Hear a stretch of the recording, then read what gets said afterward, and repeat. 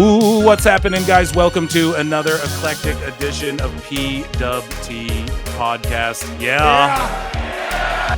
This is episode 84, and I'm here with the tree amigos of Rock and Ropes. Round of applause, ladies and gentlemen, for Rock and Ropes. How you guys doing? Woo-hoo! We got DJ here, we got Ropes, we got John. Yeah. It's a pleasure to have you guys here. If you guys aren't familiar, they do primarily an X Twitter space, if I'm not mistaken. And eventually there will be a YouTube presence and things like that. But for now, they host these wild spaces where debates go down and all of that. And we'll jump into that in a minute. I'll show you where you can follow these guys. Of course, youtube.com/@prowrestletimes, youtube.com/@prowrestle clips. We're at 5K subscribers probably by the time this comes out. But actually, it'll be out tomorrow, but it's actually yesterday because time cop. But, we'll hear about this. We'll see where we're at with a 5K celebration. We'll hear about when that's going to come out as well, either live on Wednesday or Saturday. I don't know yet, but everyone's invited, including Tony Khan. And so patreon.com/prowrestletimes. That's my plugs. As far as these guys, man, you can find DJ at cornyfan8876.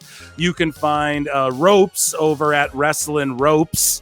Okay, Wrestlin' Ropes with no G in the wrestling over on Twitter. And then our friend Turtle Time John Cena, but like Cena 2001 as well over on X. So if you're watching on YouTube, I threw those up on the screen. If you're not, you know where to follow them and find them. But guys, welcome to the goddamn show, man. It's a pleasure to have you. Thank you. What is Thanks for having us. Oh man. Well, you guys, so you started doing these spaces, right? Primarily over on DJ. You primarily host them here at Corny Fan, right? Yeah.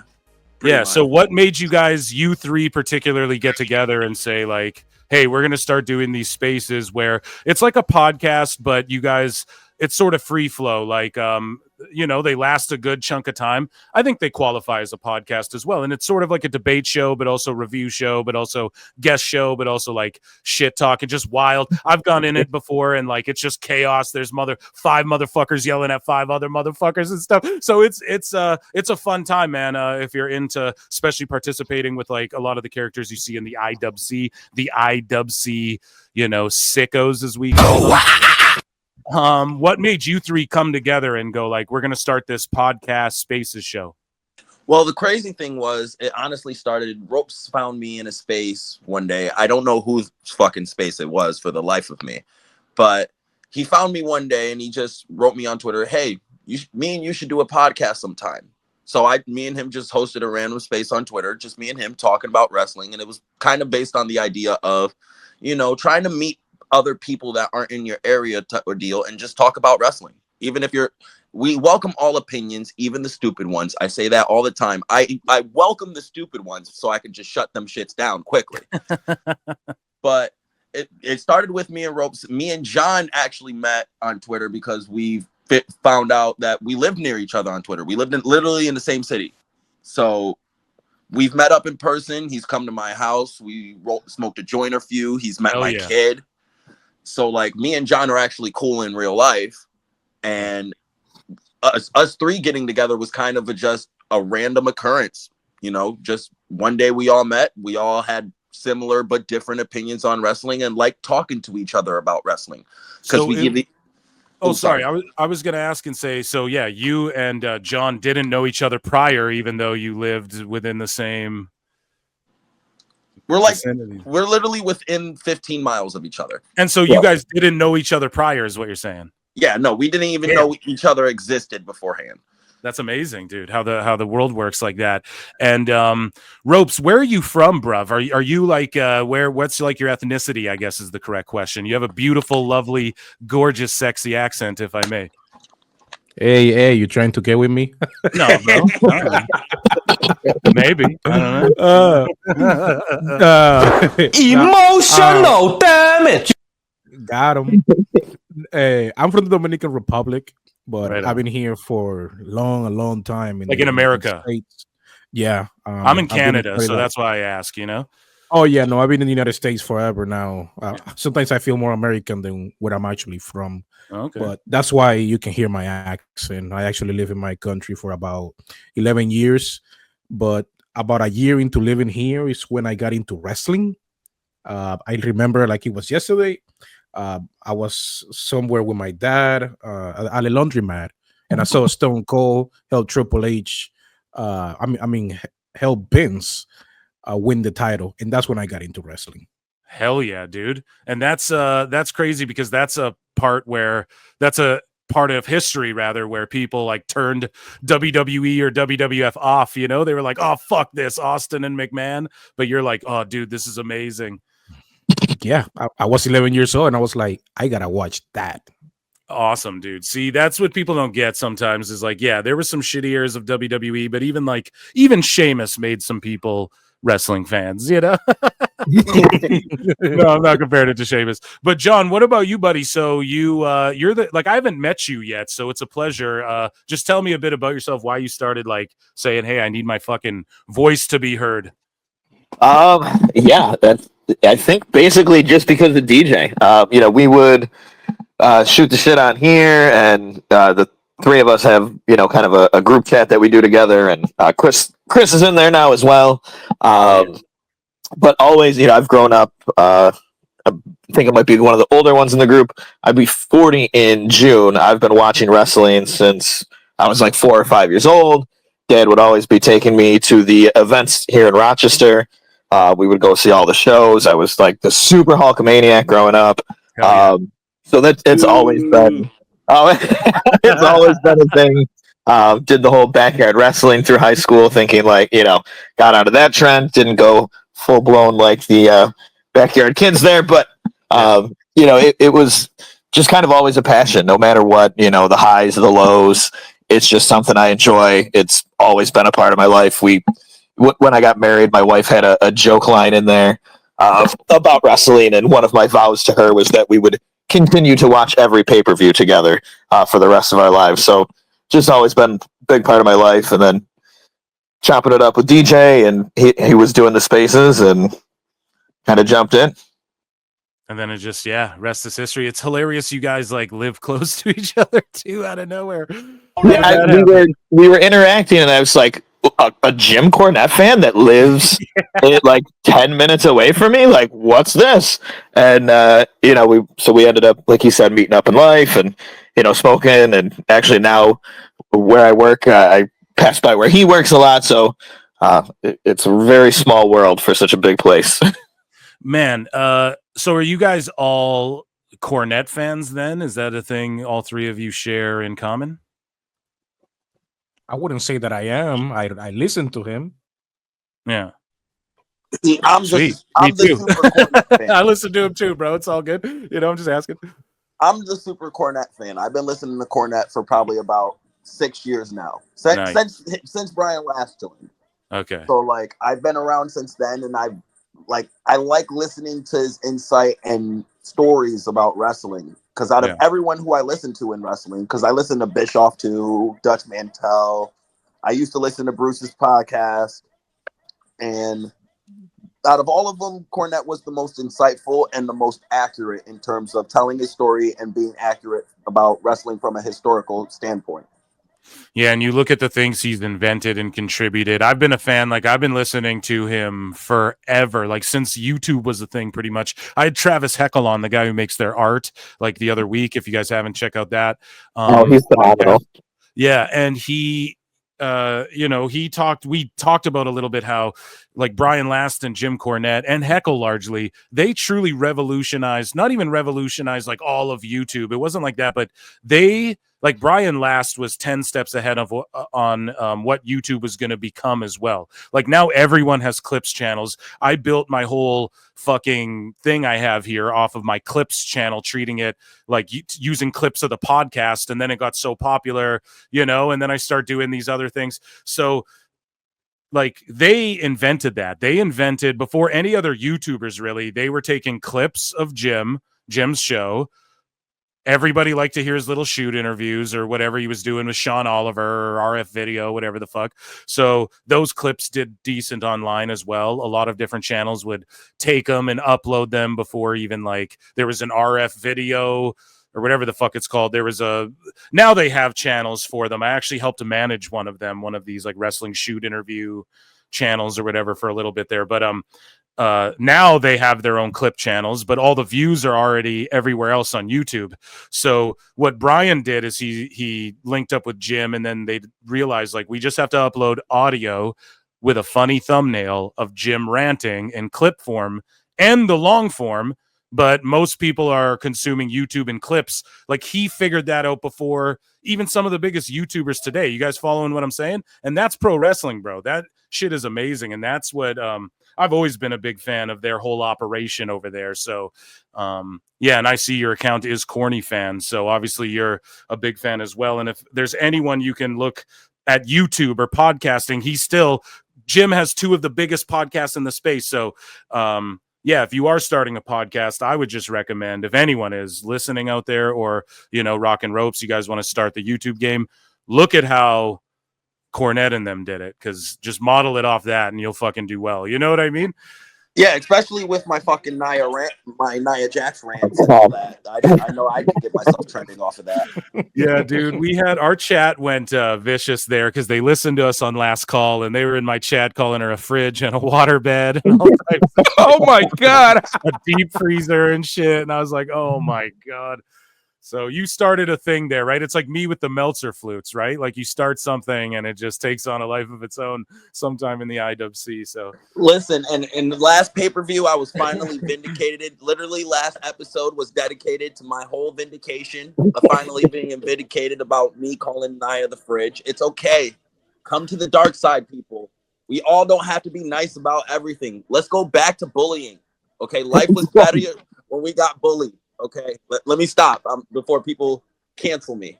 What did you guys just real quickly, I guess, because we're going to talk about Raw. So we'll transition over to this. What did you guys think of War Games? Just I want each of your opinions, like the cliff notes of it, maybe like an overall grade or whatever. I don't know. We can start with John.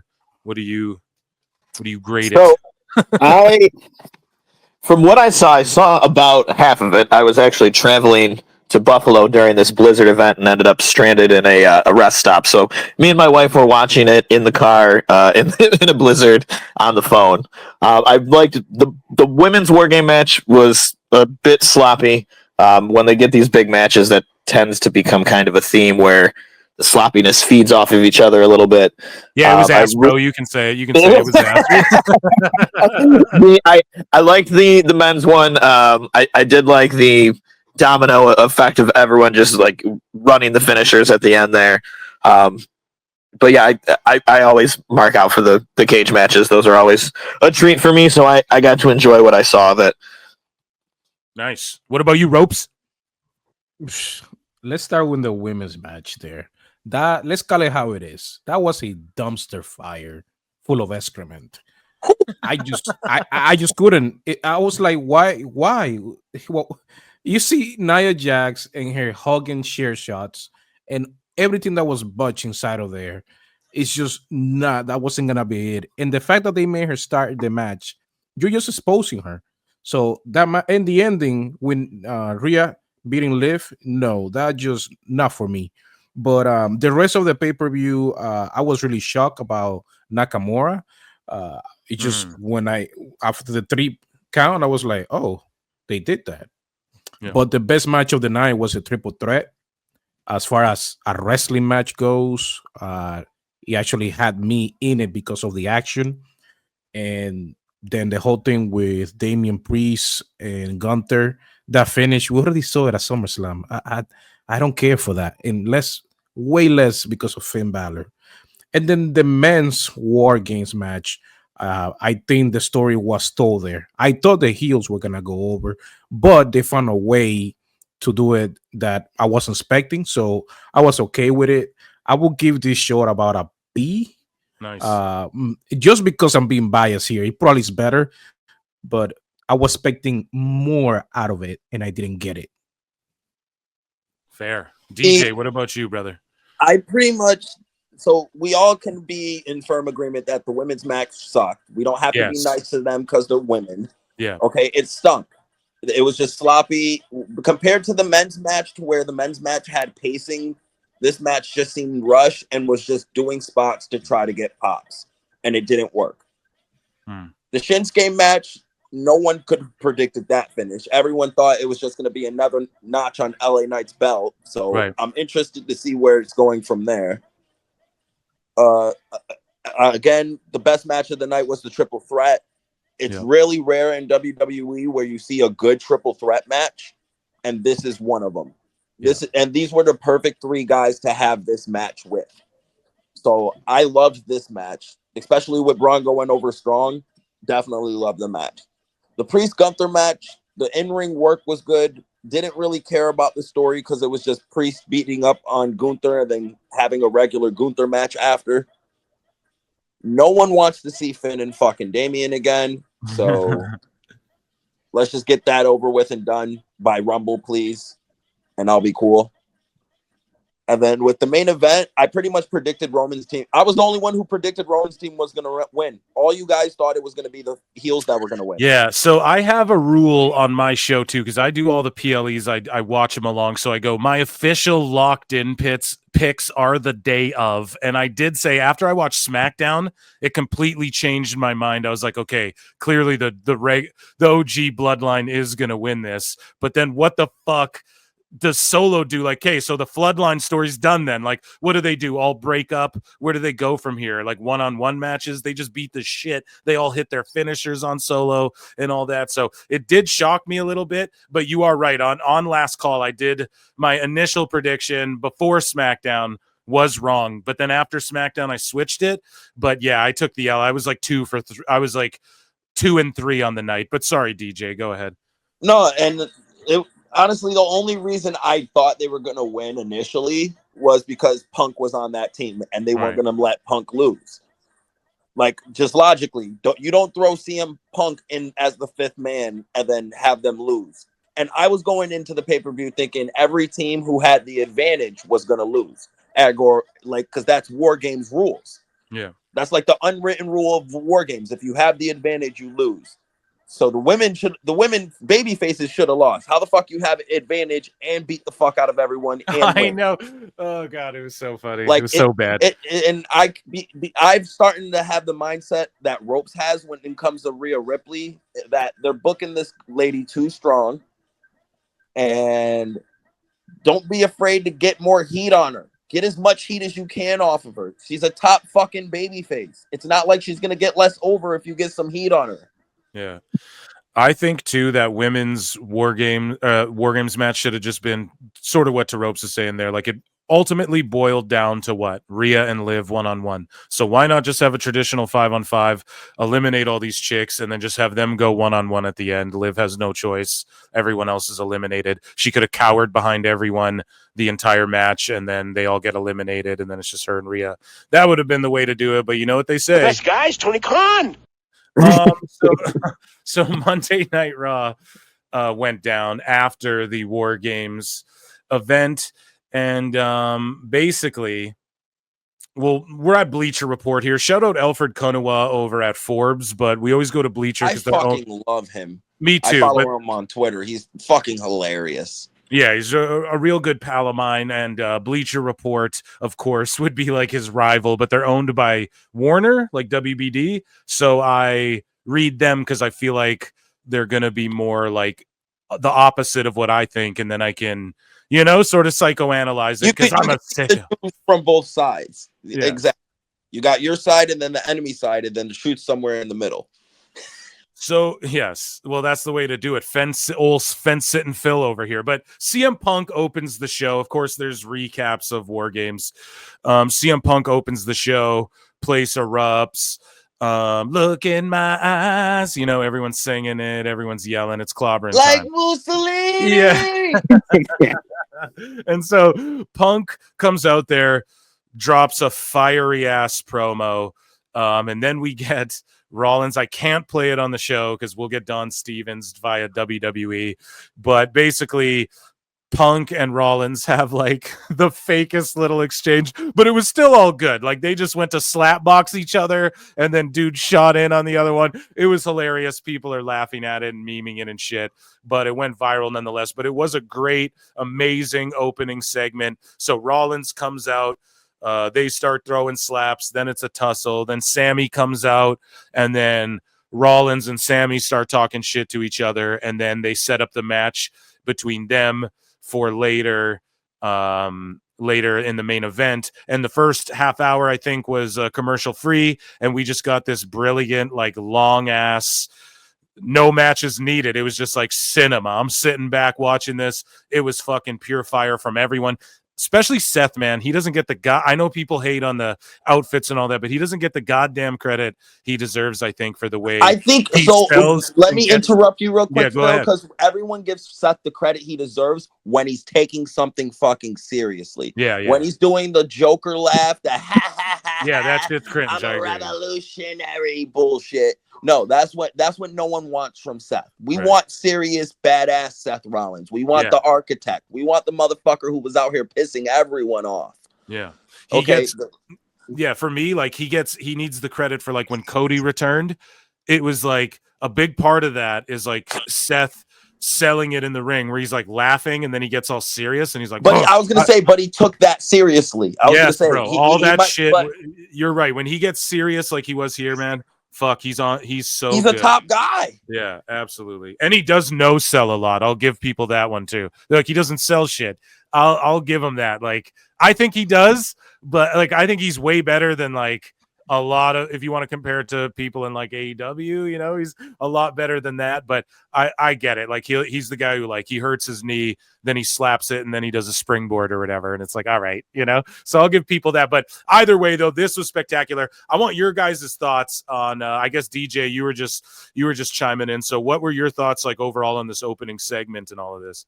So I want to ask a quick question before I go in and chime in on everything, just so I could get an overall feel on everything. What did you guys personally think was better, the Punk and Seth segment or the Sami Seth segment?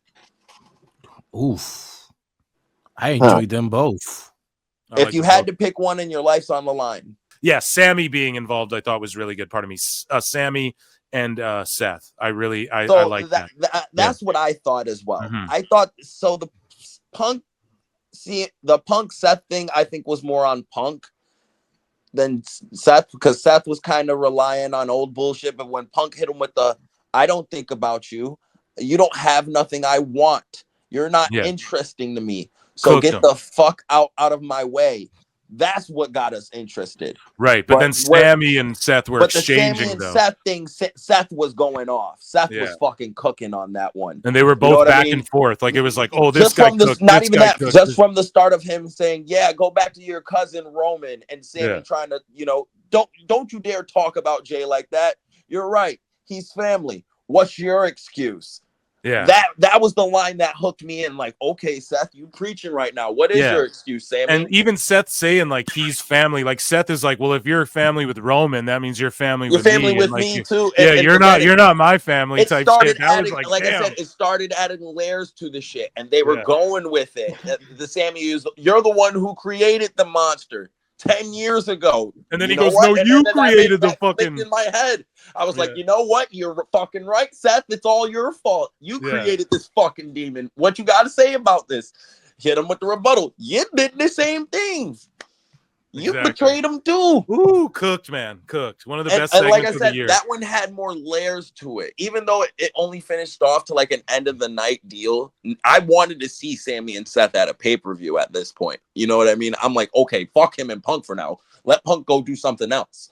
I don't want Punk and Seth yet. No, let Punk do something else. I want Sami and Seth for now. I didn't know I wanted it. I want it now. And now I also think this is going to, here's what I think is going to start slowly happening with Seth. I think Seth's going to turn heel again. I think Punk's going to have this dramatic effect on everyone who he feuds with now in WWE and turn them heel. It just happened with Drew. Bro, Drew, we about to talk about that in a bit too. But Ropes, what was your thoughts on this opening segment? And I guess, what did you like better? The interaction between Sami and Seth, or Seth and Punk?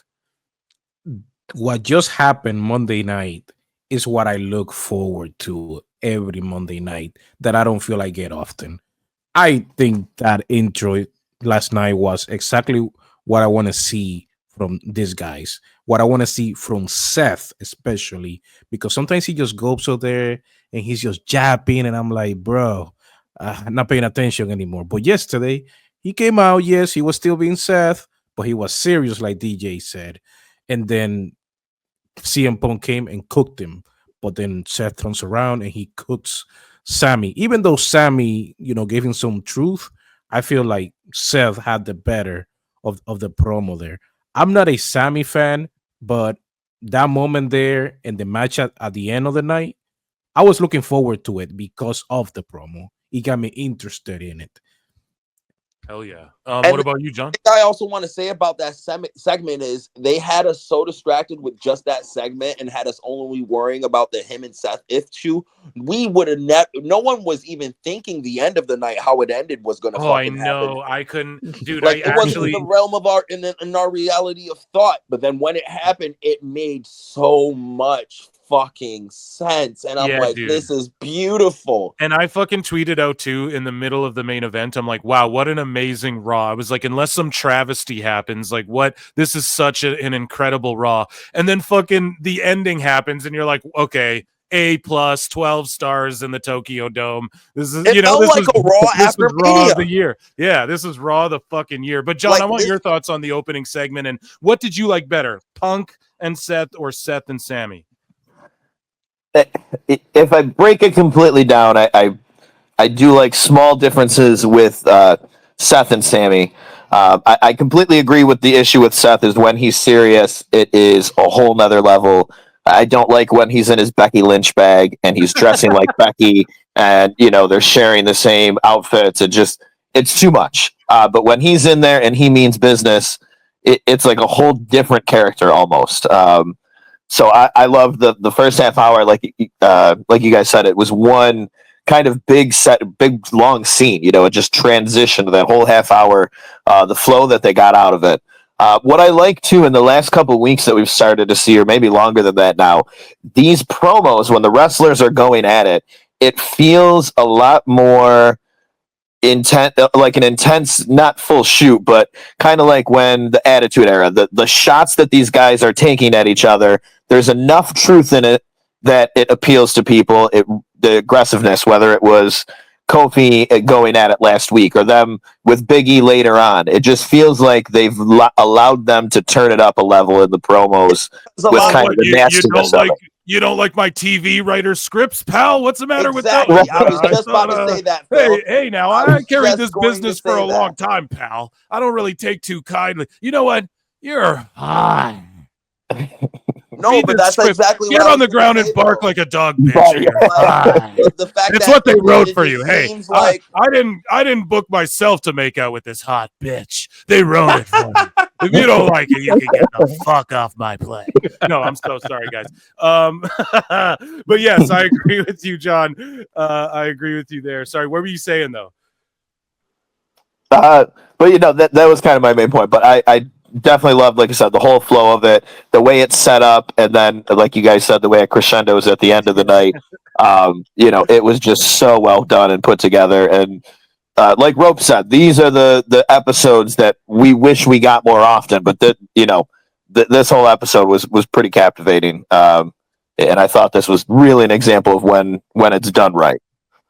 So we move along to Damage Control versus Liv Morgan and Raquel Rodriguez. So out of the blue, Kairi Sane's just back in the fold with Io Sky, which that was the big part of War Games I didn't like either. It's like, okay, they needed a fifth person. Well, Io Sky's in Damage Control. Why don't they just bring in one of them? Or also, like, you just jumped Bailey out of your crew. So why the fuck would you guys trust each other? There should have been more story to that too. There was some more juice they could have squeezed out of that fucking lemon there, boys. But all I'm saying is that they're back in tag action. I love Io and Kairi. I think those two together are like the best women's tag team in the fucking world.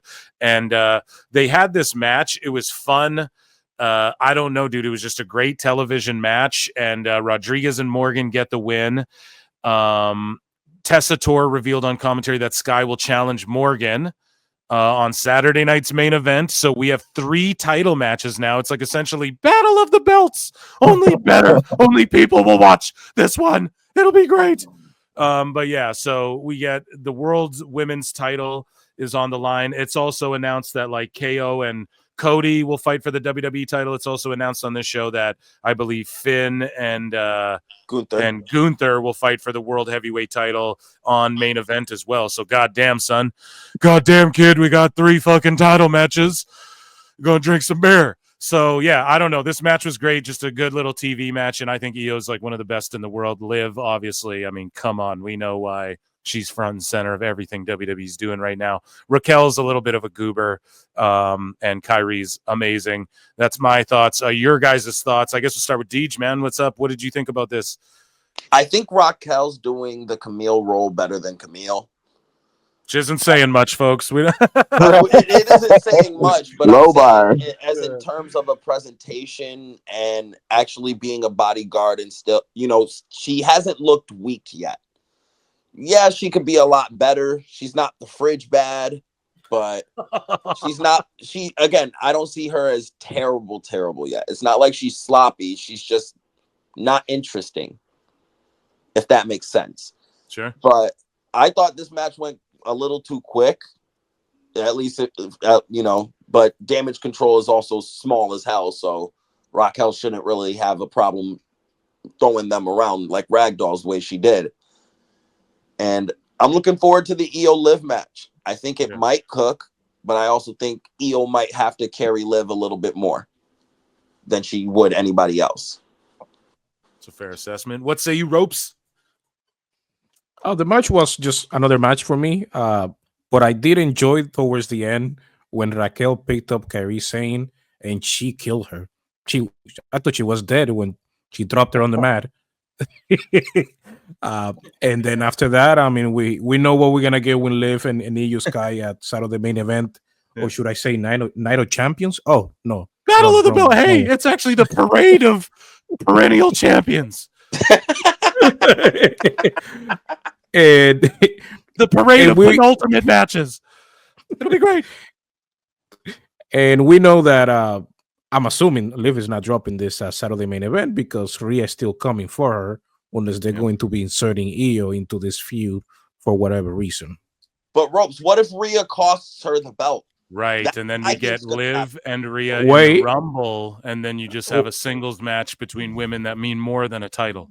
Exactly. Well, yeah, I mean that I will agree with that, but then I feel like it has to be a Rhea change on that show, and if there's going to be a title change on any match, I think Io Sky could take that belt and run with it for a little bit. Especially hold up with Rhea costing the belt and starting Rhea's revenge tour. Well, we're fucking fantasy Mark book, and let's let Rope say what he's got to say here about yes. What do you think? Because I don't think Gunther's going to drop. I don't think Cody's going to drop. What say you, Ropes? I think he has a point. However, we saw on Raw that Rhea said to Io, "I'm not gonna get involved in your match," but then she'll be coming for that title eventually. So that's why I think it's not gonna happen unless some weird twist here.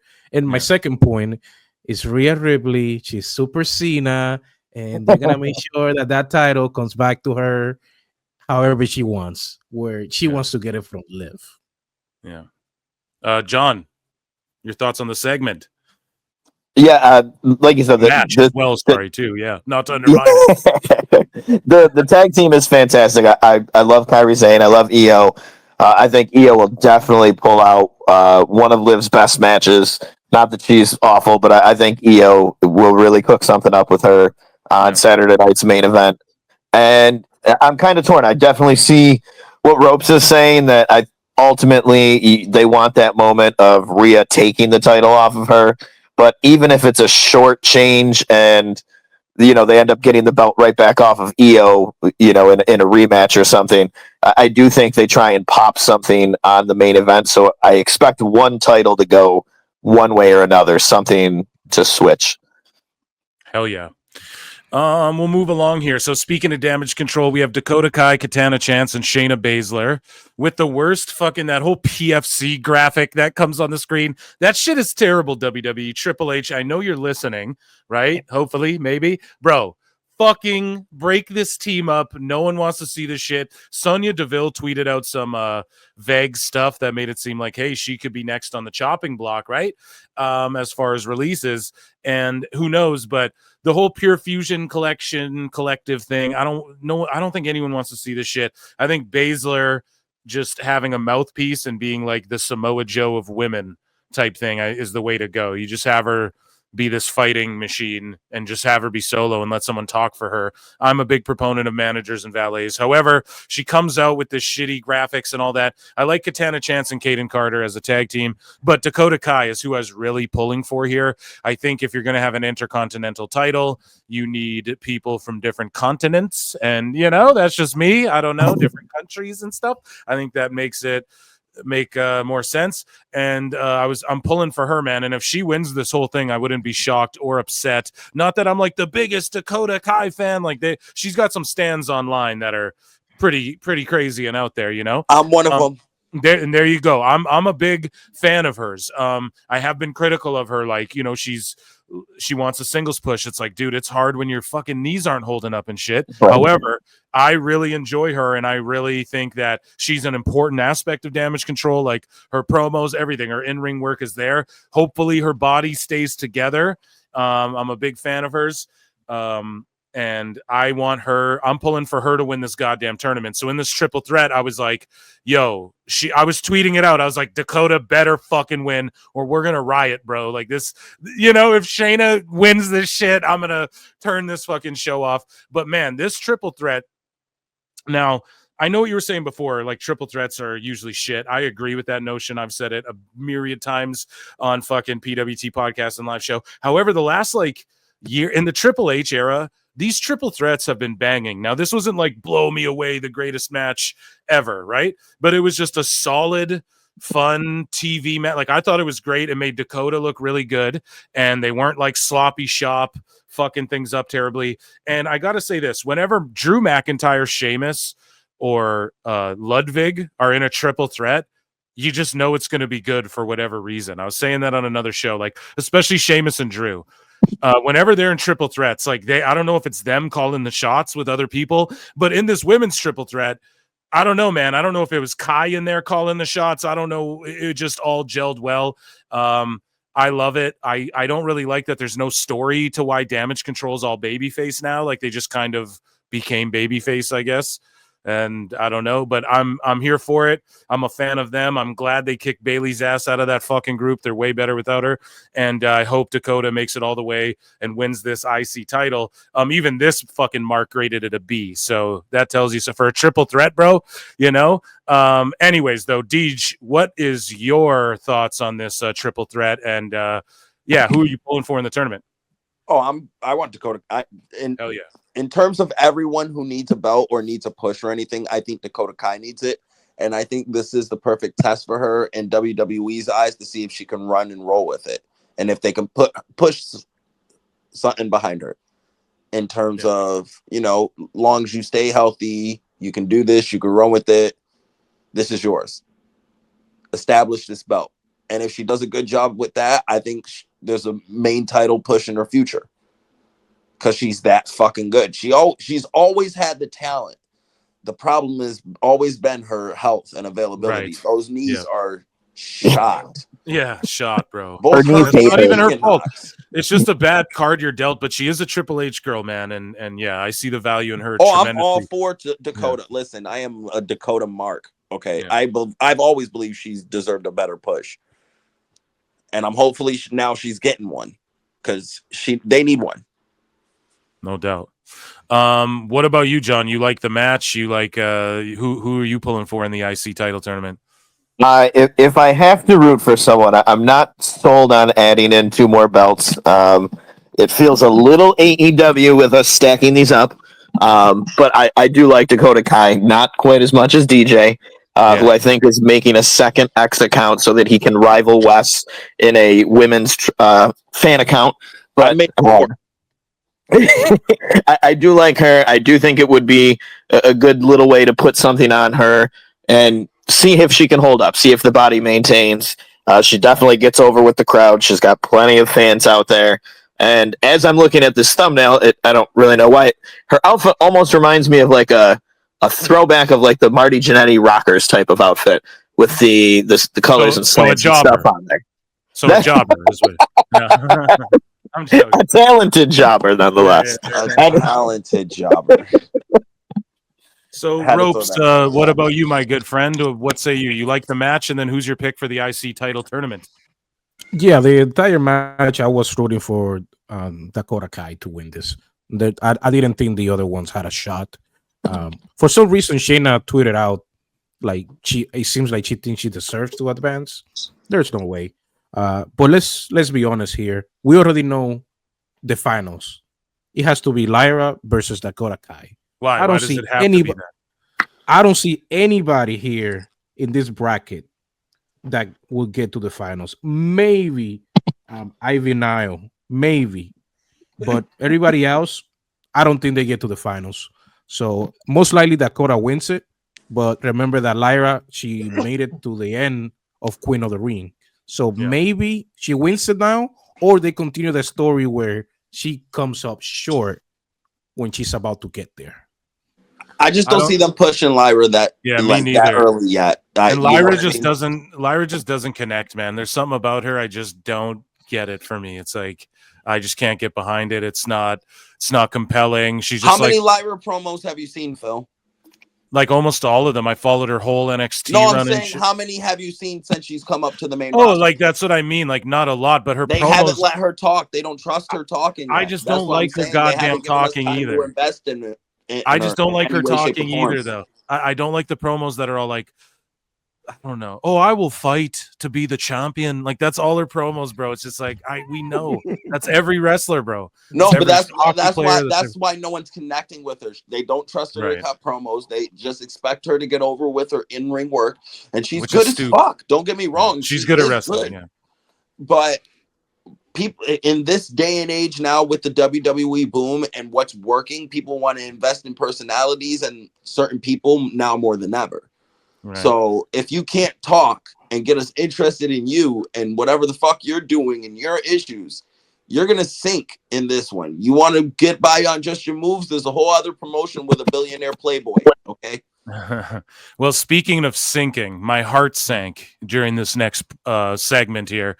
We had 10 years of the New Day rockin' ropes. Can I get a yeet for the New Day? 10 years of fucking yes. So 10 years of the New Day segment, and I know that's Jey Uso's whole gimmick, but I don't have a New Day on the soundboard. I really should get one, but maybe no longer because we thought a breakup was going to happen between Kofi and Xavier.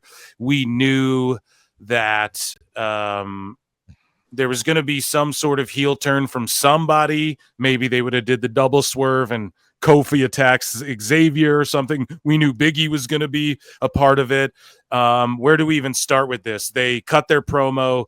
They're basically like, Kofi and Xavier are in the ring. They have all of these like pancakes, a crown, the old tag titles, like all of these symbols of their success over the last decade.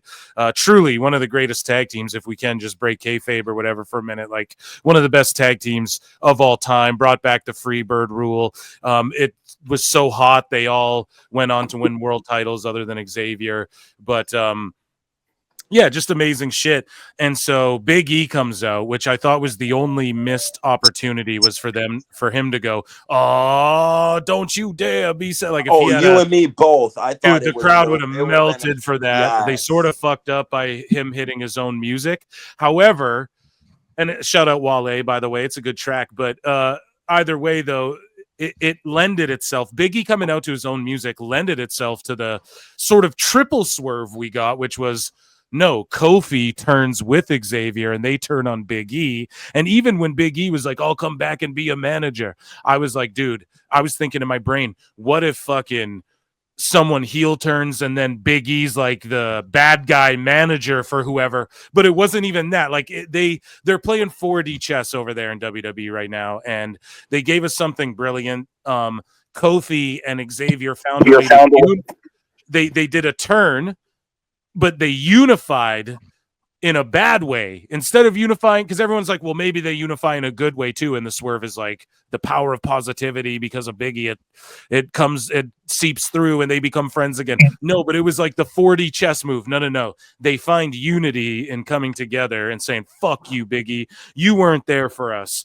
Where were you? And I think what they were trying to say, but again, no writers, so someone should have really drilled this into them, but they should have told him, like, you had a singles run and went to another fucking show and left us as a tag. You got your Wale music and you think you're fucking doing your own thing. And I think they were trying to get to that, but it was just on like the tip of everyone's tongue. They still got the message across. It's live. And they're just like, hey pal, you left us. You weren't there. Like, even when you broke your neck, you didn't even need surgery. I had to get surgery on that shit was crazy too. You didn't even need surgery, bro.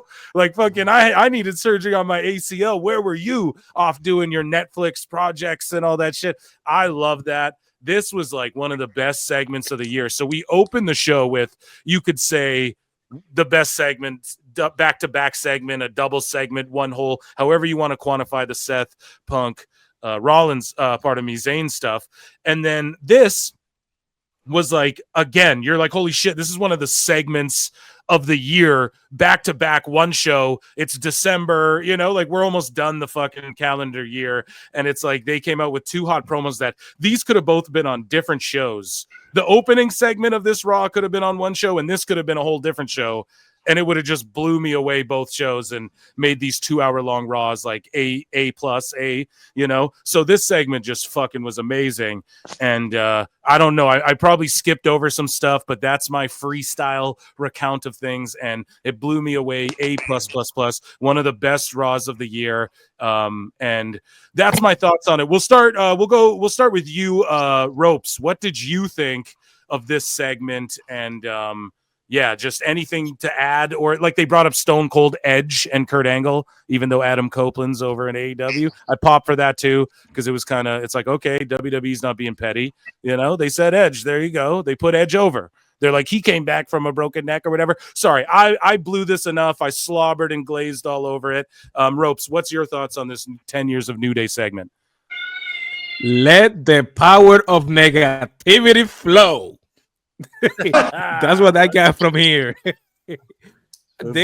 I didn't see this coming. This whole time I'm like, yeah, Xavier Woods is gonna get a singles run and he's gonna do his thing, and then boom, they're like, no, they were not gonna do that. And then while up there, I'm like, it's gonna be only the two of them. Where's Big E? And then he comes out, and I'm like, okay, so are they going to attack him? What's happening?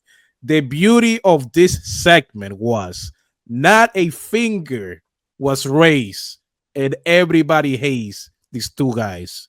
I'm looking at Twitter all day, and everybody hates this man. They even went as far as going to Big E's girlfriend's account, and they're out there feuding.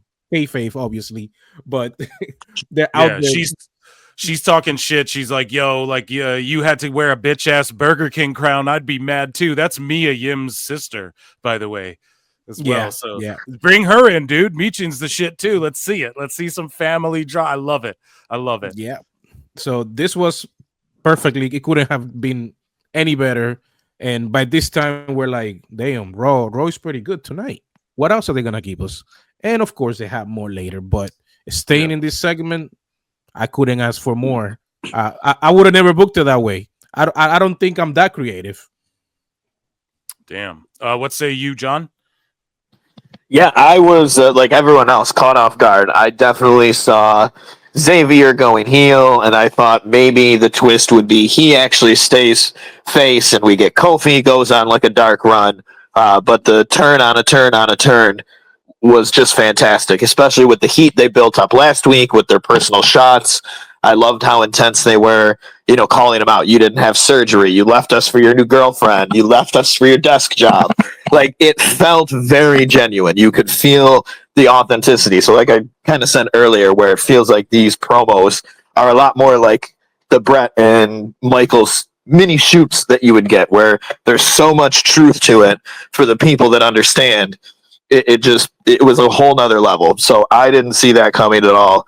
It stinks that Big E is so limited. So unfortunately, you couldn't really have an attack. But to Rope's point, without even lifting a finger or even a threat of any physicality, the amount of heat that those two walked out of there with, because of the low blows, because of the cheap shots, like, it was just phenomenal. I'm really intrigued to see where this dark New Day goes from here, and does there end up being any kind of reconciliation way down the line with them? Does Big E eventually become, on the same side, and does he turn as well? But I'm more captivated in the New Day than I probably have been in the last 5 years. Bro, I invented The Rock and Austin, bro. I manufactured the heat between Sean and Brett, bro. Thank you, fuck you, bye, boom. DJ, what do you think about this New Day? I'm sure you got a lot to say. And where do you think it goes from here? But just overall, like, your thoughts on this magnificent fucking segment. I thought, like I said, I thought they missed a huge opportunity with, like, I thought how the segment should have started. It ended great. I would have ended it the great way. How it started, though, I would just nitpick and change a couple things. I would have started it with, them trying to celebrate. Then they start arguing and bickering. And then all you hear is, "Don't you dare be sour." Yes. Yep. Mm-hmm. Yep. You're You're 100% on that. Tag team champions are here. So feel the power. Dude, the crowd would have went fucking The nuts. crowd would have went crazy, and then Yeah. when you did that turn, you would have sucked all the oxygen out of everyone, because everyone would have been so happy and been on the highest of highs, and then you just kick the fucking chair from under them and watch them fall and hope they break their neck the same way Big E did, hopefully. But in terms of segments, yeah, this was top 5 of the year easily, almost as good as any. For me, top 4 spots are all CM Punk and Drew segments, because those two guys were fucking gold.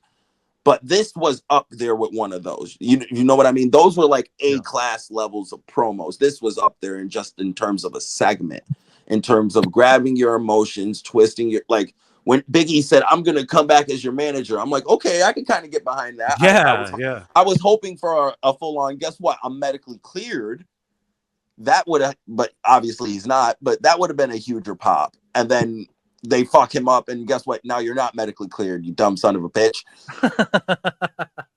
But in terms of them turning on him, getting all that heat, and joining to each other, I love this negative New Day. The negative New Day? Yeah. What do you guys think they call themselves? Just New Day still? Or is it I think they still be the New Day. It's just they're all negative about everything. They're all like, they're in their bitchy, moany, I'm depressed teenager stage.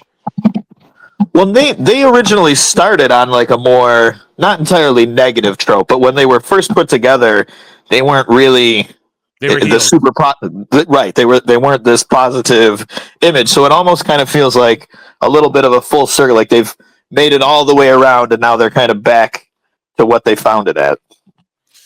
Man, that's a great way to. Now, do you guys think they add a third member, or do they keep it as just Woods and Kofi for now? Just Woods and Kofi. Third guy. You don't fuck with it. Just Woods and Kofi. I almost feel like it would cheapen it a little bit if they threw a new third guy in there. Not Oba. Not Oba. Oba Femi's missing. He's been you just he just got called up. They're just waiting to unveil him. So fucking Oba, I think you just stick him with a mouthpiece. Not that he can't talk, but I don't think you cheapen it with, even when they tried the Odyssey Jones, or what was that fucking guy's name? Odyssey Jones. When they tried that, even like away with it though, with Oba being the big protective monster, and like.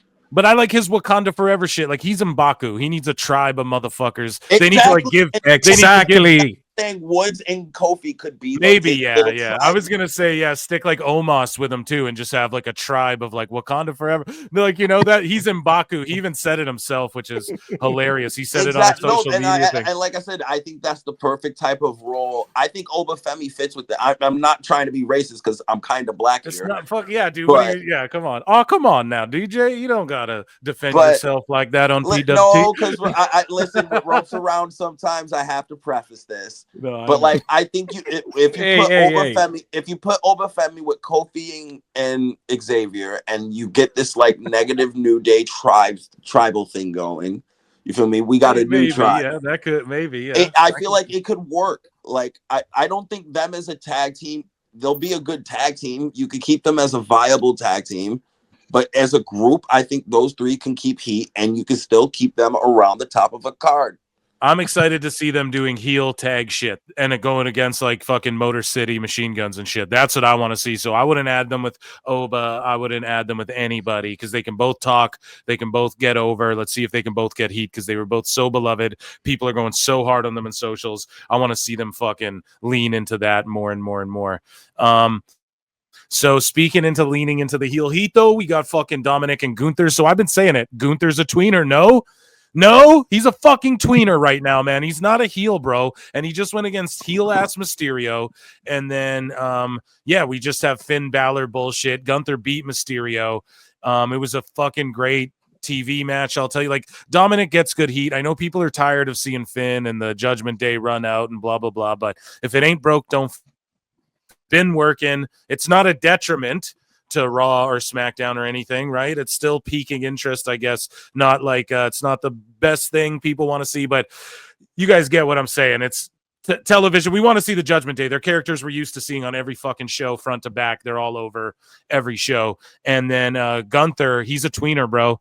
I'm telling you guys, he's getting attacked by heels, but he's not kissing babies. So I think they're leaning into him, Braun Breaker. I think WWE's starting to go, okay, we can work with tweeners here. I'm not the biggest fan. I like clear baby faces and heels. Some guys can get away with the tweener thing. I think Gunther's a full-on tweener here. I don't think you can fully call him a baby face because he's been such a piece of shit. He has to like atone for those sins for us to be like, okay, you've redeemed yourself. Same thing with Priest. I've said it a million times, right? He was such a piece of shit in Judgment Day. Okay, cool. You beat up Judgment Day. That's still personal to you. They kicked your ass out. You aren't just like a white meat baby face. You know, you have to redeem yourself still to the audience. You have to save someone's life almost at this point. Because you've been such a piece of shit for so long, and it still seems like you're just out for yourself. Rhea has a bit of that as well, although she is like the most over baby. You can't really argue. She had her heart broken, so therefore she is the baby face by rule of women, I guess, you know? But either way, though, I guess we'll start with fucking DJ. What did you think of this match? Gunther defeats Mysterio. Shenanigans. Finn wants the shot against Gunther. He gets it at main event. Your thoughts on it all? I thought this was a really good TV match. Gunther is great in the ring. Dominic pulls off the chicken shit heel thing to the best we've seen it in years. And he can actually get heat. Everything he does, people want. Everything that happens to him, people want to happen to him. You know what I mean? And it's like, I'm interested in that. I'm not that interested in Gunther and Finn, though. But Me neither, really. Finn's a Triple H guy. Triple H has always loved Finn. He's always been invested in Finn as being a top guy or being saw as a top guy. So I'm gonna give the match a chance before I completely shit on it. But I think it'll be a great match. Not intrigued. I think it'll be a great match, but yeah, I agree with you. I'm just not fucking intrigued either. Ropes, what about you, pal? Well, I don't know if you guys know, I am not interested in Finn Balor, but it's not because it's Finn Balor. It's because of the way that he's been booked. They always bring him up. They're gonna do something, and then nothing happens. It's just he's in the main title picture, and then always loses. As far as this match goes, it was a pretty good match. Gunther and Mysterio going at it the second time. I think they've done this as entertaining as it can be. But at the end, with Finn having this match a Saturday night main event, is okay. It's like here, have something to do a Saturday night main event, but we know the finish already. Priest is gonna come out. He's like, we already motherfucking know what's gonna happen. Dude. Yeah. What yeah, no, you're right though. Priest get involved. What say you, John? I actually skipped this one. I did not catch any of this. I was kind of up and about and doing stuff. I didn't catch any of this one. Fair enough. So we have R-Truth versus Pete Dunne, and Truth beat Dunne. And I've been saying Butch is better. Butch is greater than Pete Dunne. He was more over when he was Butch. I don't give a fuck what all the haters are saying. I do like Pete Dunne, but he had his time in NXT, and with Butch, he got over and shit. I know the Brawling Brutes are no more, so he can go back to his shit, but I don't know. He's losing R-Truth, which is all good. I love R-Truth. He's a national fucking treasure, and this was what it was. It's just fodder for TV. We got to crush some time, tell some stories backstage with Zayn and Adam Pearce. Oh, by the way, this is around the time where Jey Uso gets attacked after this match or whatever, and that's really what the segment was about. Uso gets attacked, and Zayn's asking Pearce who did it. Pearce is like, you know who. Zayn thinks it's Rollins, which leads into the main event we'll talk about. And we'll just jump into it. Fuck it. Because, I mean, Truth and Dunne, it's like, whatever. I'm sure you guys can reserve your overall sentiments on that one. But anyway, so the story gets told, right? Jey Uso gets attacked from behind. It's a whodunit. It's a murder mystery, pal. But he's not like laid out completely. He just got like glommed from behind, right? So it's like, Jay, you didn't see it? You didn't catch a whiff of the guy or something? You don't know who the fuck it was? So it was kind of funny. But he thinks it's Rollins, right? Zayn does. So he goes out. They have a main event. It's Rollins versus Zayn, two tremendous wrestlers who've wrestled each other for 2 fucking decades straight, you know, in Ring of Honor all the way through WWE. You can trust these two to have a great match. And I don't know. I thought the match was phenomenal. They were cooking. I said it earlier. I tweeted it out like, dude, this has been maybe Raw of the year, because not to just like gloss over the R-Truth stuff. It was funny. It was like a quick roll up, whatever. Pop me. That's good for TV, right? You got to do shit like that just to kill a little time. So then the focus goes to the story at hand leading into the main event. So Drew McIntyre, though, out of nowhere at the end of this match, pops up. You think they're going off fucking air, right? Rollins pins Zayn because I believe he was like distracted, wasn't he? Or what happened? It was a fucky finish. No, there was like a roll up. Yeah, it was a roll up.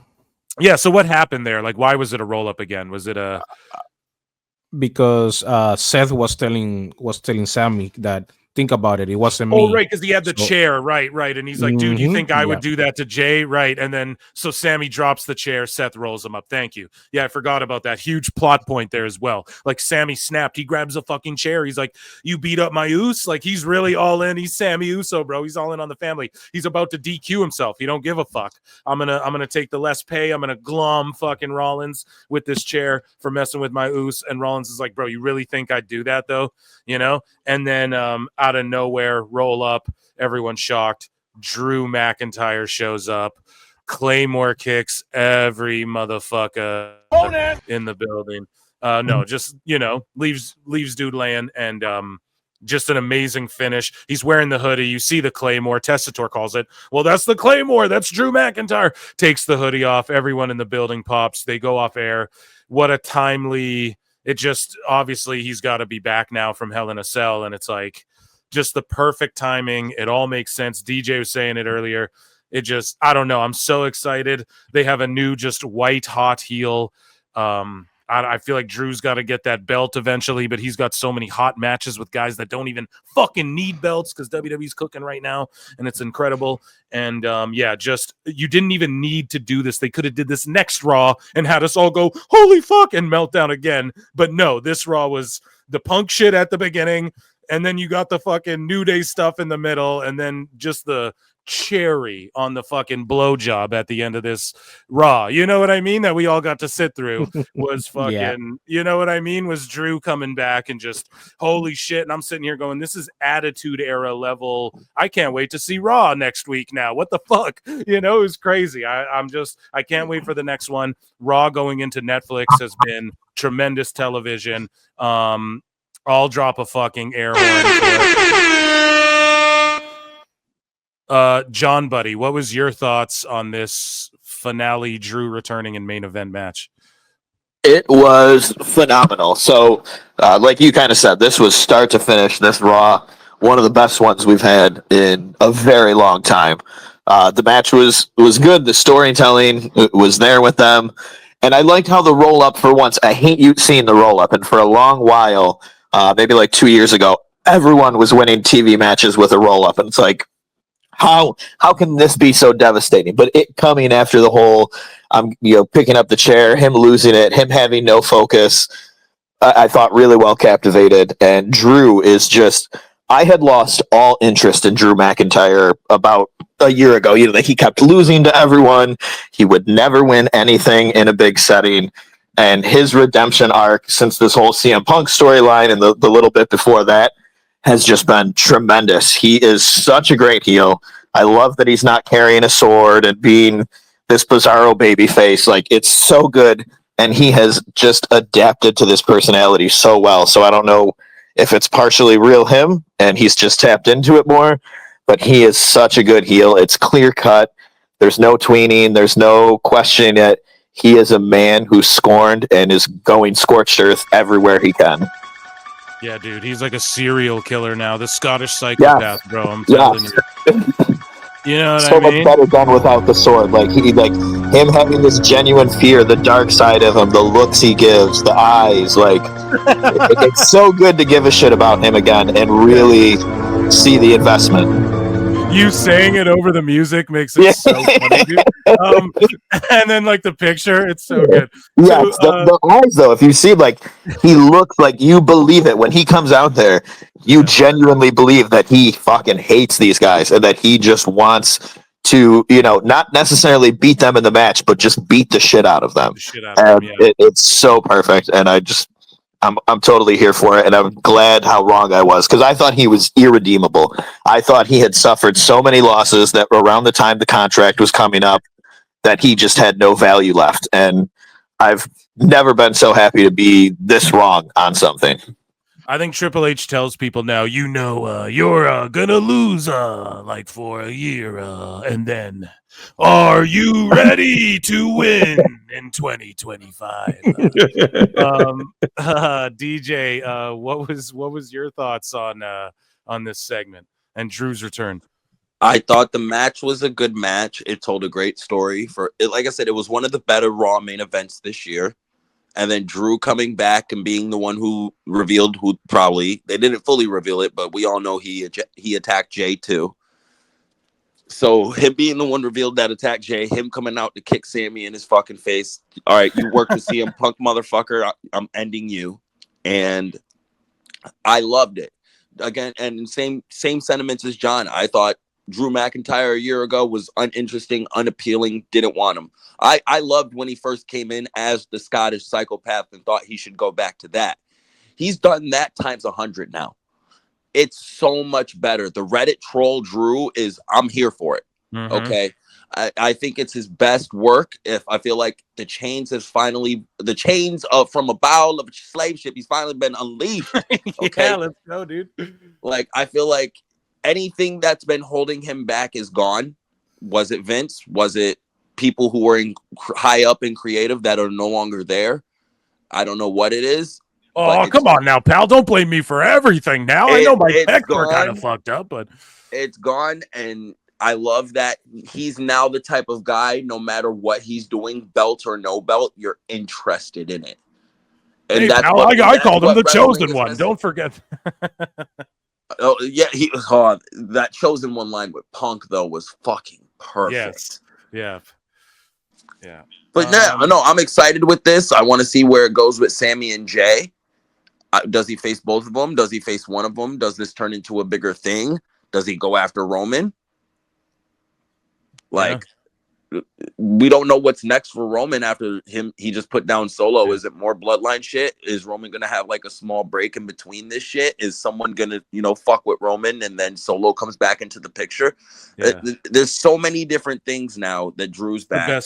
Yeah, it's the best part of WWE right now, man. You have so many good options and like roads to take for stories, and it's like the best problem you could possibly have. Some people think like, oh, there's too many guys and shit. I'm like, nah, dude, it's the perfect balance, you know.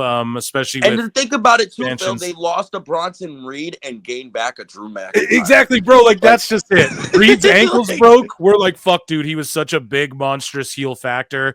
Well, guess what? We got Drew, and then when Bronson comes back, someone else will need some time off or something, or be filming a movie. They got it figured out, man. They got it down to a science. But Ropes, I want your opinion, man. This match and then Drew's return, bro. Look, I've always said that wrestling is a men's soap opera, and this last Monday night, I feel the main event started when they chose when Jay got attacked, and as of that moment towards the end, it was just brilliant. As soon as the match started, you could see, you know, they were telling us a story, how it was going. Sami going crazy, defending his family. I know that you did it. The main event actually had me interested in it because he actually meant something. He didn't have a title in it or anything, but there was a reason why it happened. And then plus the drama that they added right before. So he added more into Sami's range to go out there and beat the hell out of Seth Rollins. And eventually he's like, oh, I guess you are telling the truth. And then he lowers his guard, loses the match. And at that point, I'm like, okay, I guess they're gonna wait until next week and let us know, you know, how this happened. And that's what I'm thinking. And then Drew McIntyre hits the Claymore. I'm like, oh shit. So I guess they're telling us that he did it. And now I'm just here like, so why did this happen? Why did he attack Sami and attack Jey Uso? So the entire main event was just exactly what I'm looking for. Made me care, not just throw a match out there for me. Yeah, just excitement through and through. We will acknowledge this brilliant. And yeah, that was our Raw review. Let's transition here for a bit. I got one topic I want to talk to you guys about, and it involves AEW. Are you guys ready for that, or what? You got a little bit more time for your boy Phil over here? Yeah, absolutely.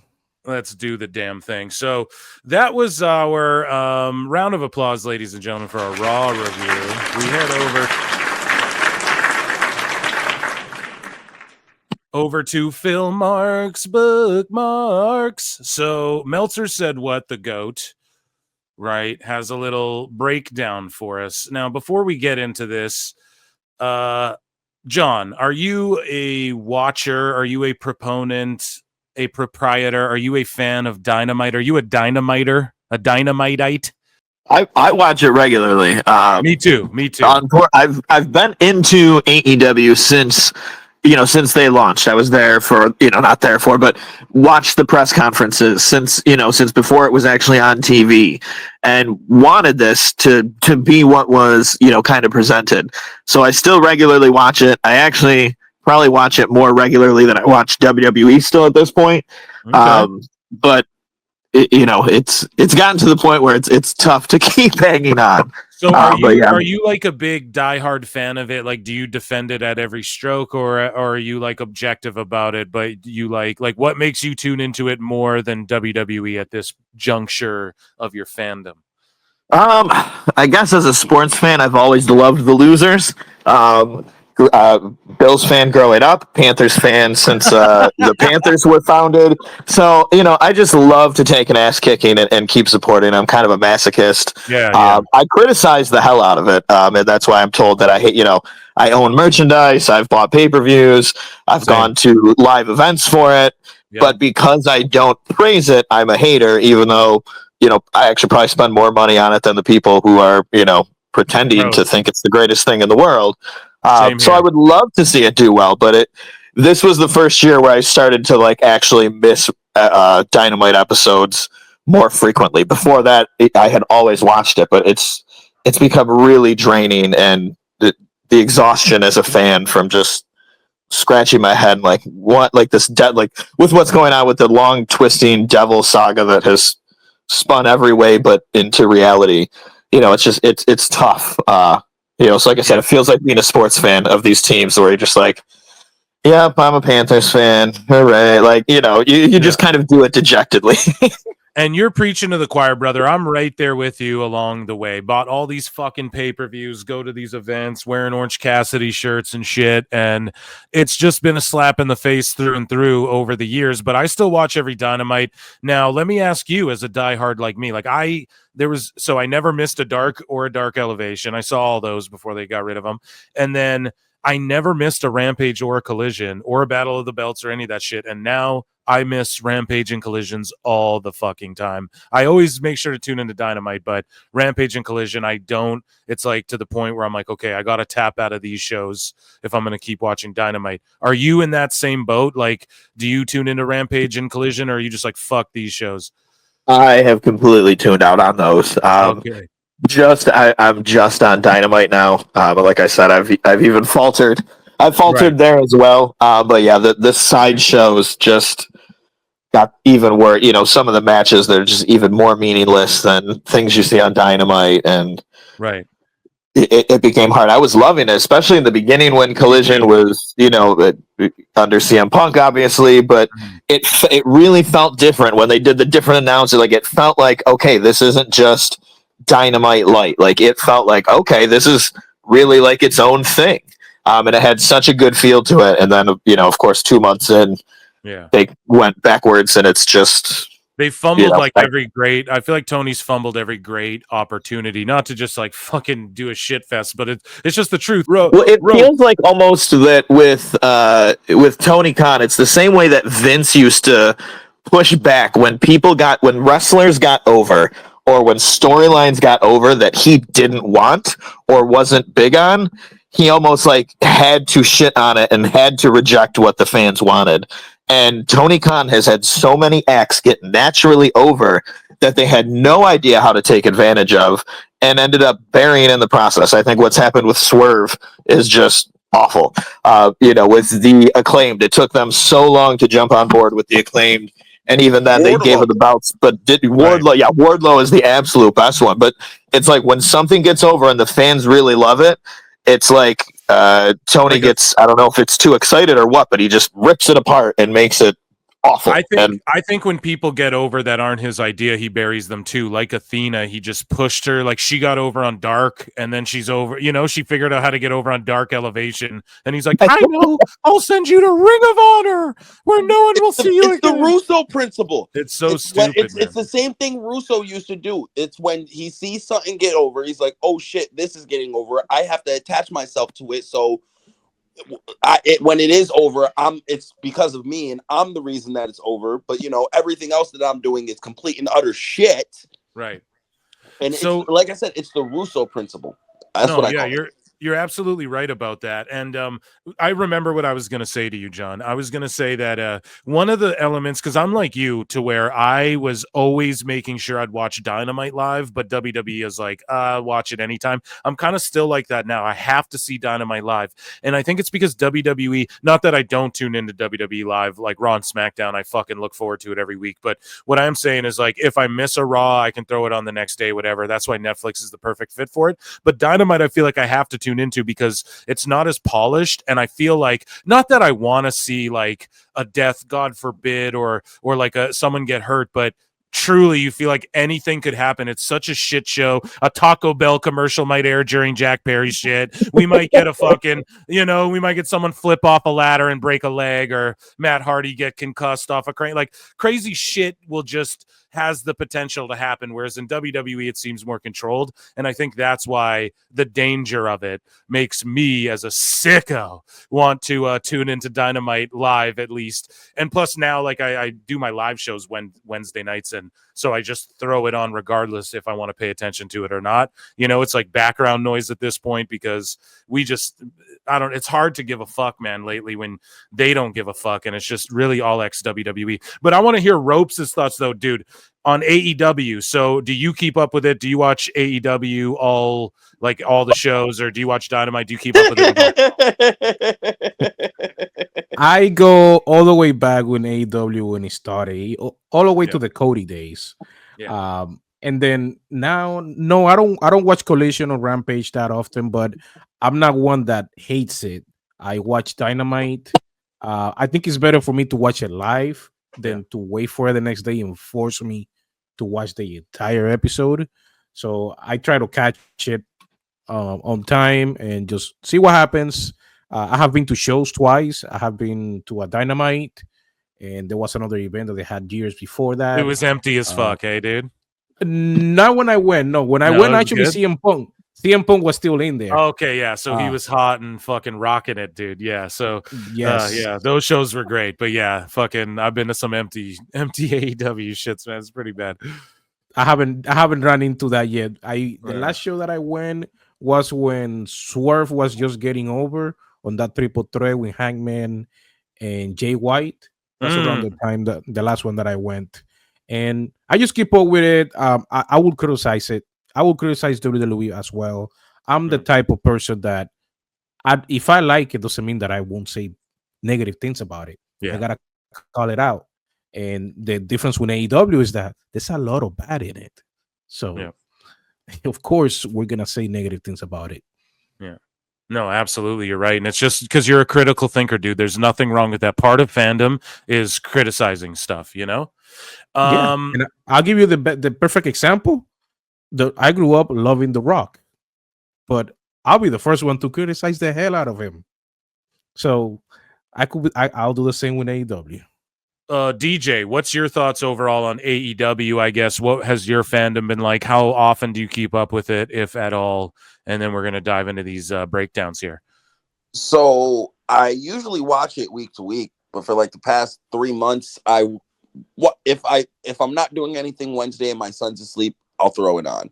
If not, I either watch clips of it the next day or I'll skim through the show to watch it so we can review it. But other than that, I don't get the same enjoyment I used to. And a lot of it is I feel the same way as a lot of the AEW crowds feel. A lot of this shit doesn't excite me because what attracted me there initially was the chaos. And now it's just only chaos and nothing's there to keep me there. They did a good job of getting me interested, but what AEW and mainly Tony has done a terrible job of is keeping us here. Like, yeah, you got my interest. What now? Yeah. And wrestling is a business of not what have you done, but what have you done for me lately. Yeah. And I've always been a fan of AEW. I've liked what they've done, but I think ever since, and it's always going to go back to Brawl Out. I think that whole situation there, how it was handled, how everything was coming out through Meltzer and all the dirt sheets, how Tony didn't immediately strip the EVPs of their titles as any proper company should and would. And it just showed it was Bush League and it was Tony's fucking pet project that his dad was funding. It's the best get my son away from my family business that Shad Khan has ever paid and come up with. Because this isn't a wrestling business. This isn't, it feels like Vince, everything Tony started his company to fight, he's become. Yes, I know. I'm Tony McCon now. Didn't you know? The best guy's Tony Khan. Like, it's So- fucking crazy how much he's turned into the monster he was trying to fight. And it blows my mind like day to day, week to week. Like, how the fuck it's just really here? Tony needs to get out of Tony's fucking way, and like that will never happen because everybody said it so publicly and brashly, if that's a word, that he will never take that criticism because it's like offensive to him. That means he let the haters win and shit. So he just won't listen. But yeah, it's him and Dave Meltzer need to shut the fuck up and get away from the creative aspect of AEW, and it could be okay. But anyways, though, speaking of Meltzer, Meltzer said what? The GOAT says, I hope Dave will give the AEW fans a good scolding for not learning and not doing their due diligence to keep the ratings strong before leaving for any Thanksgiving gatherings. All real AEW fans should have left every TV in the household on and set to TBS. You have to learn. And for that, we will play a Dave Meltzer flute for that. because Meltzer said what will beat you over the head with what Dave tells other people, and he scolds you have to learn to the DVRs and all blah blah blah blah blah. He has excuses, of course, like Dave always does, for this terrible fucking rating that took like a week to come out, took longer than usual because they were trying to bury it for Dynamite. I'm not one to break down quarter hours. However, this is just an overall, like, people don't give a fuck, right? Claudio versus Ricochet sort of gave them a little bump, and then people were like, fuck this, and just dipped out as soon as like MJF, which is cringe, became cringe as fuck, in my opinion. I fucking loved MJF. He's cringe, dude. It's not even fun anymore. No one gives a shit about this Undisputed Kingdom stuff. There's no rhyme or reason to why they just be they're devils who hijacked the show and did all this shit for a year, and now they're just good guys because Adam Cole hurt his foot in his back. Makes no fucking sense. Hater and Aminata are great, but again, Mina is awesome too, and Mariah, I like everything they're doing, but they dip out, and then they just all dip out for Darby and Brody because people have already seen that match as well. No one gives a shit about the C2. The 724, which boosts up their average. I know people are like, oh, it's 536K average. It's not really that, though, and we cover it all the time on the show because the 724 boosts it fucking up more than it really is. We got to look at it's more like 588 to 460. Yeah, it's that lead-in. It's always that lead-in. You got to take out the lead-in. Yeah, and always the overrun usually, because the overrun is also a slight buff from the whatever show's coming on. People are tuning in for that, so you always take those 2 quarters out to get the real number. Dude.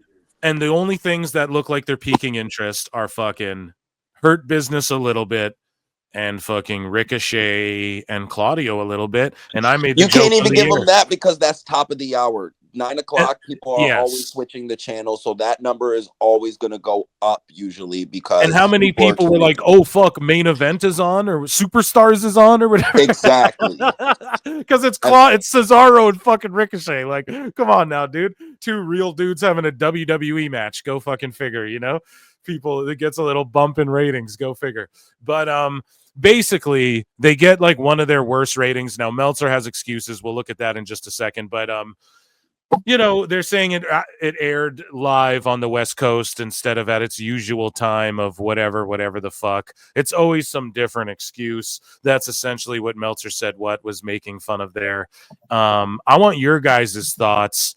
What the fuck is up where each week, like, NXT is beating the piss out of Dynamite head-to-head on their own night. When they're on different nights, NXT's whooping them. Meltzer's trying to say the key demo, but the key demo's now skewing the other way. People are giving less and less of a fuck about Dynamite. I say they still do under 600,000 next week. I don't think they go back, even with the hour going back forward, or maybe they hit like just around 601, something like that. I'm not a big like charts and numbers guy. Like everyone does it, I know, but when it's a unique situation like this, I like to talk about it, and because it's a travesty. Even Eric Bischoff said, I have his quote here. He goes, fucking, I honestly didn't think AEW would fall below 500K until this time next year. Apparently AEW is like a turd that starts circling the drain slowly, then picks up speed as it heads to the sewer or septic tank, depending on where you live. And yeah, the key demo was terrible, a 0.15 and shit. So I just want your guys' thoughts. Whoever wants to take the floor first. I mean, just they're in the toilet right now. Yeah, go ahead, bro. First off, does anyone want to go sledding? Because that's what I suddenly get in the mood to go sledding when I look at these ratings. Yeah, like I just want to go down. I just want to sled down this wonderful hill. Like, what the fuck? And you want to know the sad part, Phil? It's only gonna get worse. You think it's bad now? It's still gonna get worse because Tony still hasn't realized he's the problem. Yeah. His booking's the problem. The fact that he's not creating stars is the fucking problem. And it no matter how bad it's getting, he's not realizing that he's the issue. It's not his stars. It's not who he's booking, or it's not the people he has. He has a great fucking roster. Yeah, he has honestly the better roster. If you're asking me who I think has a better roster between WWE and AEW, I'm still giving AEW a slight edge. Damn, that's crazy. But that's your opinion though, and like that's the thing, bro. I welcome that opinion. I hard disagree on that, but like I get it though, you know, like I mean, get it. And but if everyone in AEW was pushed correctly, I think they can be just as big, maybe slightly bigger right, than. I think they could compete if they were booked correctly. I truly, in my heart, believe that Kenny and Lance Archer and Hobbs and Wardlow and MJF could compete if they were booked. Like in terms of the talent they have from top to bottom, I'm saying Yeah. they have some of the top women's wrestlers. They definitely have some of the top male talents. They have the superior tag team division, but yet they have all these tools, but they keep getting lower and lower and lower and lower interest. Why the fuck is that happening? It's because Tony doesn't know how to put people in the positions to accentuate their talents possible. No, just go out there, have a 20-minute match, and let's hope Dave gives us 5 stars tonight. No, fuck that. Leave the fucking big nose nerd who lives in his mother's basement alone. Don't give a fuck about his rating system, and go out and have some personalities. Let him go back to fucking giving 5-star matches to people in the Tokyo Dome that no one in America has ever fucking heard of. Okay, like I'm tired of watching 20-minute matches all the time with people I don't care about. It's the same match all the time with different people.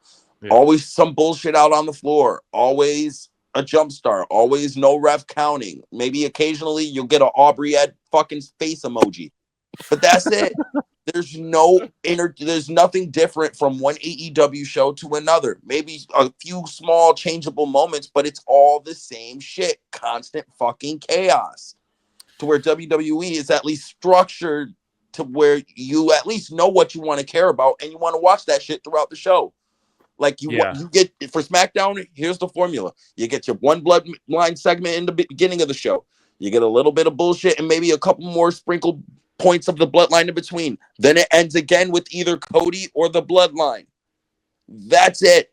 People want to see that shit. It starts with a star. What is like and ends with a star. But yeah, go ahead, Ropes. And the stories are interwoven throughout, though. To add what you're saying, DJ, like the stories are throughout, so you have like a through line. So even if you tune in midway through or something, there's something going on where you're like, oh, I'm familiar with the story going on and the characters. Anyways, though, sorry, Ropes, your thoughts on all of this? Like terrible rating, and is the West Coast thing an excuse or no? I think they did it on purpose because they knew what was coming. They wanted to put excuses out there. And let's face it, AEW has bad storytelling. The minute that you start losing to WWE third brand constantly on your day, on Wednesday, when you went head to head, you lost. When you went head to head with NXT, you lost. And you just keep dipping and dipping and dipping. And then your product just looks bad every week. 1 week you see somebody on TV and then you don't see them again, or they go to Collision. Who the fuck is watching Collision? So why are you not? Mariah May is a perfect example of that. Your woman's champion, and then she disappears into Collision to have matches, but nobody's watching her. Who the fuck is watching her over there? So what are we doing here? Like, you wanna have your best talent on Dynamite so you can build up to eventually, yes, at some point you start branching out correctly to Collision. But right now you want all hands on deck on Dynamite, stories that make sense that you can follow week to week. And please have your stars, in quotation marks, show up. I went to a show, sat in a very good seat, and I had to watch Christian and Edge on TV while I'm there, but they couldn't come out. I was front row on that one, and I'm like, I came all the way here. I was hoping to actually see Edge come out with his whole team song, whatever. No, he's just fighting backstage. I have to watch it on TV, just like so I can do in my house. They taped it the week before or whatever. Yeah, like, what are we doing here? And that's what I don't think Tony cares, because why would you not turn this around when you see that you're losing to NXT? NXT. NXT is a very good show for me. I like it. But your best brand is losing to the worst brand in WWE. In WWE. Yeah, exactly. It's crazy, man. You're right. Okay, John. So you were pretty critical before, I guess, but you are like a fan. I'd say you lean more like me. Like I'm like, dude, I'm trying. I was there for the revolution, bro. Not to say anyone else wasn't, but I'm just saying, like the way you described it, I can really relate to that. So, Throw my what ass was under good the on this bus, show? What? apparently. No, no. But listen, John. What was good about this show? As like, if you're an AEW fan trying to go, no, here was something like some positive shit. Try and spin it for us. You know what I mean? The best spin is getting to see the women, not the wrestling, but you know, the boob shaking women, Nina and Tatas. well, and Claudio, the Claudio match, which was I Claudio's guess like your Tatas.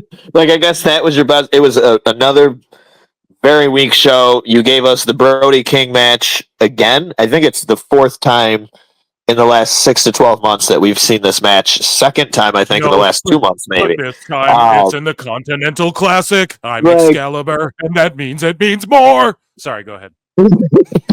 No, it's very confusing. So I looking at it, I know DJ talked about seeing the beginning of the show. I looked at it as skiing. It looks like Tony Khan's skiing is what's driving these numbers down. He has these storylines on the show that Dave Meltzer has to explain to people. Him and Brian got into it the other week because Brian was telling him that Meltzer explained a storyline to him, but not because it was shown on TV, but because Tony Khan texts him these things. So thoughts in Tony's head Guys, Tony have to be Khan. conveyed have to be conveyed by Meltzer to understand what's going on. Like, how did they go from beating NXT in the original Wars, now having most of the roster, and now they are losing to NXT? It's amazing how poorly Tony can manage the guys that he has. I agree with DJ that for a lot of the part, they have a phenomenal roster that can definitely go neck to neck with WWE, but Tony Khan doesn't know how to use them. Half of them are sitting at home, and the other half are in tournaments and just endless tournaments like the one we have right now. For which I still don't understand the rules. Is this for the title, the Continental Classic that someone holds? Does he forfeit it at the start of the tournament? How does that work? They didn't explain shit. All Tony went was he realized that he fucked up by putting Ospreay and Ricochet in the same bracket. So he was like, "Oh shit! 2 people from the same bracket can win and make it to the finals." It's just such a lazy, watered down version of the G1 or whatever. But yeah, man, the skiing analogy I think is the right way to put it. So I had brought up earlier, is the West Coast thing a fucking excuse? So John was friendly enough to drop us this link, and here is MJ from NJ, friend of the show, friend of the PWT universe. Shout out to him. Here it is. Friend of us too. Loves him. Right on. Let's go. So, how has AEW's traditional Thanksgiving Eve show performed compared to the prior week and for good measure the week after? Some takeaways: in 2022 and 2023, the Thanksgiving Eve show was viewed by more people than prior week and held the rating the following week.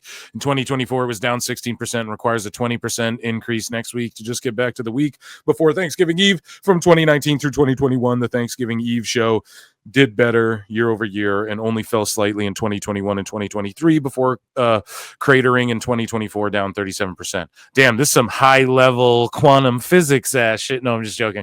All The inspired by 2019... John. Yes. Every show the week after, I'm just skimming through this here to achieve 20. Okay, would mean next week's Dynamite is up 58.5% from Thanksgiving Eve 2024. I don't know. Just go and check out Ref MJ from NJ, some X _ error. Just a tremendous follow. And basically, here's the before and after. So what this is telling us is 2024 just shit the bed. And we don't know the after yet. Like, we don't know what their rating's going to be tomorrow night. But it'll actually be today by the time this comes out. Time Cop. It's like my favorite movie with Jean-Claude Van Damme. It's great. So I don't know what's going to happen. But so far, it's just trending to be the worst overall, I think, entirely in its history. So, and then typically in its first 2 years, it had worse ratings, a 668, a 710, and then they were up 898, 880, 845 over Thanksgiving. What was going on those 3 years? I wonder. You know what I mean? And so how he's breaking it down, just to kind of break it down a little more simply, just in case other people are just like, what are these numbers in bars? So the gold bars are the episodes before, the white bars the episode before Thanksgiving, the black bars the episode after. So what happens is there's always a small dip on the week of Thanksgiving because, you know, it's the holidays. Not a lot of people are going to be watching TV. And the week after, there's usually always a bigger increase. But the past few years, what you're noticing a lot now is it's not as much of an increase, if there's any increase at all. Right. Like 2022, there was a 4% decrease. And then from 2023, a 2% increase. Which is like nada. That's like pulling hairs, you know? And then this year, everything, the initial before number is down 37%. And then it's 16% down from that. So which was the actual Thanksgiving show, and then we'll know the after. And do y'all think it bounces back 40% even? No, like if you I think it'll increase maybe 3 to 5% from this last episode. I think they may barely crack the 600K mark. Yeah, me too. But that's the thing about AEW now lately. It used to be when they had dips like this, they'd recover. Now they're having dips like this and they're not recovering as much. It's a smaller percentage. And they're losing people faster than people are losing the rate of cable. So this is a huge problem going into them starting the stream on Max. Because if Max doesn't help get them interest, they're definitely not going to be getting interest in the Max. But haven't you heard, according to me and my sources, actually, the best guy's Tony Khan, and he's going to be, actually Brian profitable by 2020. The best guy's Tony Khan. All right. So yeah, there you go. There's our little ratings breakdown. Rockin' Ropes. It was a pleasure having you three gentlemen here. Make sure you guys check out DJ Ropes and John Rockin' Ropes over on Twitter, X Spaces, and give them all a follow. Before you guys get out of here, is there anything you need to plug to the PWT universe? Is there anything you want to let them know you guys have going on, or just anything you need to say? And I just want to remind everyone how much DJ loves Nia Jax. It is his forever girlfriend. And long live the fridge. Here long we go. The fridge.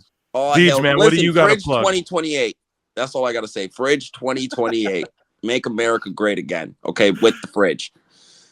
But no, check out our spaces Fridays and Sundays. Usually, you'll never know who's popping in. People always stop by. It's the up and coming space in the IWC, and thanks for having us on. I'm always a huge fan. Yeah, thanks for having us. I appreciate it.